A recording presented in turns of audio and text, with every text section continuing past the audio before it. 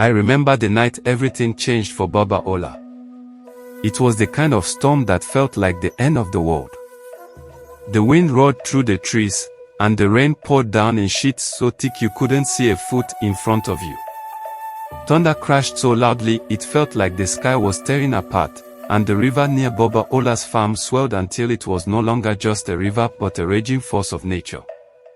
Baba Ola was an old man, well known in our village for his quiet demeanor and unyielding work ethic. He wasn't wealthy, far from it.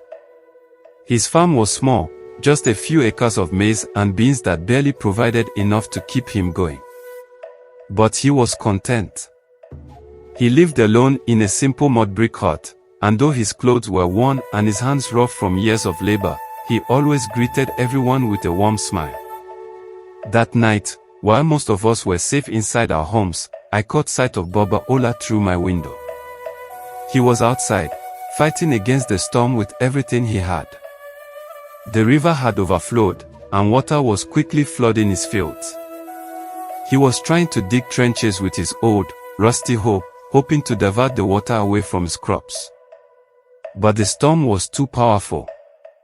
With each shovel of dirt he moved, the water just seemed to rise higher, threatening to swallow everything he had worked for. I remember thinking that this was the end for Baba Ola. His farm was everything to him, and without it, how would he survive? I watched as he worked late into the night, refusing to give up even as the situation grew more hopeless. Eventually, exhaustion overtook him, and he collapsed in the mud, the rain still pounding down around him. When dawn broke the next day, the storm had finally passed, but the damage was done. The fields were a mess of mud and debris, the crops uprooted and ruined.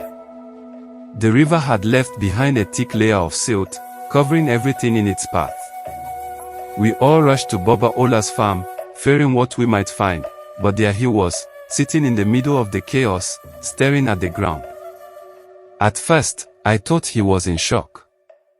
His face was blank, and he didn't seem to notice us as we approached. But as we got closer, I realized he wasn't staring at the mess of his farm, he was staring at something buried in the mud. Something shiny.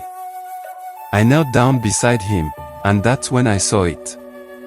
A gold coin, partially uncovered by the storm. My heart skipped a beat as I reached out to pick it up, wiping away the mud to reveal its gleaming surface. It was old, the kind of coin you only hear about in stories, with strange symbols etched into the metal. Baba Ola's eyes met mine, wide with disbelief. He didn't say a word as we both started digging, pushing aside the mud and silt with our hands. And there, scattered across his field, we found more coins. Dozens of them.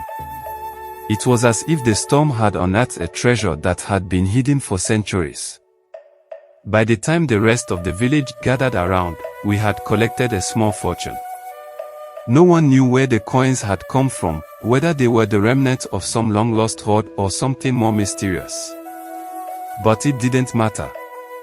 What mattered was that Baba Ola, the poor farmer who had nothing, now had everything. At first, Baba Ola didn't know what to do with his newfound wealth. He had lived simply for so long that the idea of having money, real money, seemed almost foreign to him. But he was wise, and he used the treasure not just for himself but for the village as well. He rebuilt his farm, turning it into one of the largest and most prosperous in the area. He hired workers from the village, giving jobs to those who needed them, and he shared his harvest with anyone who was hungry. He fixed up his old hut, making it sturdy and comfortable, but he didn't stop there. Baba Ola funds to repair the village school, build a new well, and improve the roads. He became a benefactor, a man respected and loved by all.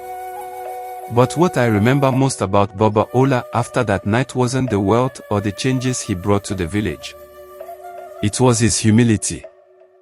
Despite everything, he remained the same kind, gentle man he had always been. He never flaunted his riches or used them to gain power over others. Instead, he lived simply, much as he had before, content to sit under the same tree where he used to rest after working his fields, now with a sense of peace that came from knowing he had not only changed his life but the lives of everyone around him. Even now, years later, when people pass by the field where Baba Ola once toiled, they stop and remember that incredible night.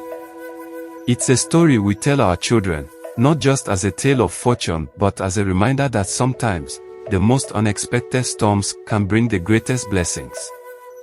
And every time I walk by, I think about how fortune can find us when we least expect it, turning even the darkest moments into something beautiful. Baba Ola's story is proof that sometimes, when everything seems lost, the earth can open up and reveal the gold hidden just beneath the surface.